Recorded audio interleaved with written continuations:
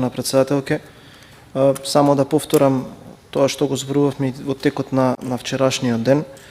Практично владата работи на една кооперација, на една соработка која што ќе треба да имплементира, односно да вклучи многумина сериозни меѓународни институции во овој однос за финансирање на капитални проекти во општина Кочани. Нешто кое што сметаме дека треба да има повеќе карактери во односи на социолошкиот аспект и на општествениот и така натака.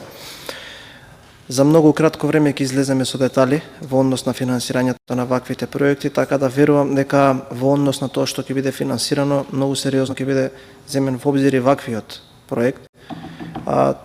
Тоа е нешто на кое што се работи со Канцеларијата на Европската Унија во Република Македонија. Повеќе детали не би можел да кажам во оваа насока, но само ќе се потпрам на она кое што го кажав вчера во таа дискусија, дека во овие 12 месеци во овој политички разговор кој што го имаме помеѓу политичките чинители, нормално е опозицијата да се обидува да стави знак прашалник на сето тоа кое што ќе го кажува мнозинството, особено владеачкото мнозинство.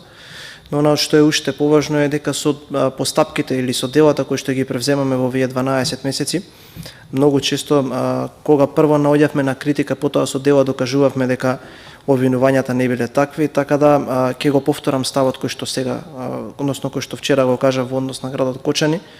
Никој нема да биде оставен сам, овие граѓани нема да бидат оставени сами. Во моментов сме дојдени до завршна фаза на преговорите кои што ги водиме.